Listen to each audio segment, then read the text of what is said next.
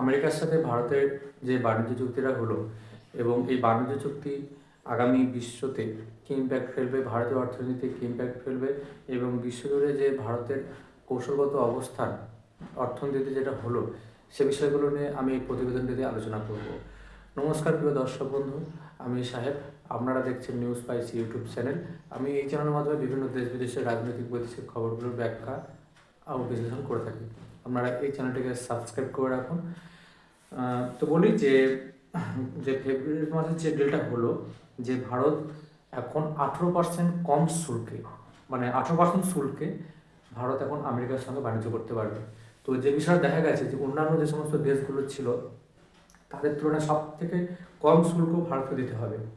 অর্থাৎ যেখানে চায়না যেখানে প্রায় 34% কাছাকাছি শুল্ক দিয়ে আমেরিকার সঙ্গে বাণিজ্য করবে, সেখানে ভারত মাত্র 18% দিয়ে আমেরিকার সঙ্গে বাণিজ্য করতে পারবে।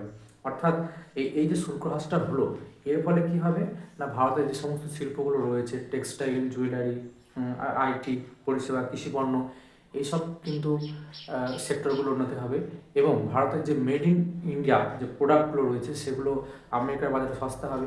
কেননা চীনের ওপর শুল্ক তো বেশি, তো চীনের জিনিস আমেরিকার বাজারে একটু দামই বেশি হবে, মানে কস্টলি হবে। তার তুলনায় ভারতের যেহেতু শুল্ক কম, অর্থাৎ যেখানে একটা চীনকে কিন্তু এই প্রতিযোগিতায় ভারত কিন্তু পিছনে ফেলে দেবে। অর্থাৎ আমেরিকার বাজারটা এখন কিন্তু ভারত সবথেকে ভালোভাবে নিতে পারে বলে মনে করা হচ্ছে।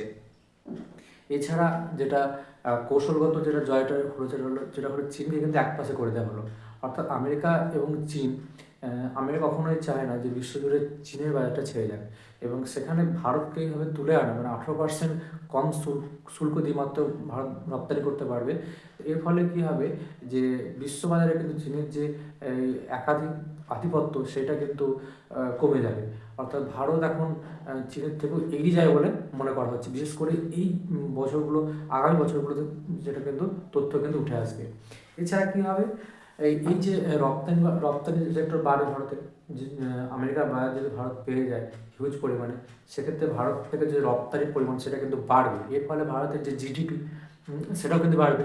আর ভারত যে আগামীতে যে লক্ষ্য নিয়েছে যে ভারতের অর্থনীতি $5 ট্রিলিয়ন করার, সেটাও কিন্তু লক্ষ্যমাত্রায় ছুঁয়ে যায় বলে মনে করা হচ্ছে। অর্থাৎ এক এক কূটনৈতিক যে জয়টা হলো ভারতের, যে কূটনৈতিক কথাবার্তার মাধ্যমে যে ডিপ্লোম্যাটিক ব্রেক থ্রুটা মোদী সরকার দিল, সেটা কিন্তু যে সমস্ত সমালোচক রয়েছে তাদের মধ্যে কিন্তু একটা কড়া জবাব দেবে। কেননা এই যে ইয়েটা, কারণ ভারত আমেরিকার সঙ্গে এই বাণিজ্য করলেও ইউরোপিয়ান ইউনিয়নের সঙ্গে মাদার অফ ডিল যেটা বলা হচ্ছে সেটা করছে। তারপরে রাশিয়ার সঙ্গে তেল কেনা অব্যাহত রেখেছে, ফ্রান্সের সঙ্গে যেটা বর্তমানে দেখা যাচ্ছে রাফাল কেনার একটা চুক্তি চলছে। হ্যাঁ, তো সামগ্রিকভাবে ভারত কিন্তু এখন বিশ্ব অর্থনীতিতে মানে নিজের স্বার্থ দেখেই কিন্তু নিয়ম বানাচ্ছে। অর্থাৎ অন্য দেশ নিয়ম বানিয়ে দেবে আর ভারত সেই নিয়মে কাজ করবে, ভারতের যেখানে স্বার্থ রক্ষা হবে না, ভারত এই পথে এগোয় না। ভারত সমস্ত ডিলের ক্ষেত্রে নিজের নেশনকে, নিজের জাতির মানুষকে সবসময় এগিয়ে রাখে, তার স্বার্থ এগিয়ে রাখে। যেটা দেখা গিয়েছিল অতীতে কিছুদিন আগেও, যে আমেরিকার যে ডাল, যেটা আমেরিকার যে ডাল প্লাস আমেরিকার যে ডেয়ারি প্রোডাক্ট, কৃষিজাত দ্রব্য ভারতে পাওয়া যাতে না পায় সেই জন্য একদম পুরো নিষিদ্ধ। আমেরিকার কোনো ডেয়ারি প্রোডাক্ট ভারতীয় ভিতরে আসতে পারবে না, কারণ এলে আমেরিকার যে হিউজ প্রোডাকশন, তার সামনে ভারতের প্রোডাকশন কিছুটা হলেও কম বর্তমানে, তো সেখানে ভারতীয় বাজার পেরে উঠতো না এবং ভারতীয় যে সমস্ত কৃষক রয়েছে তাদের ক্ষতি হতো। কিন্তু মোদী সরকার সেটা চায়নি, সেটা কিন্তু বন্ধ করে দিয়েছে।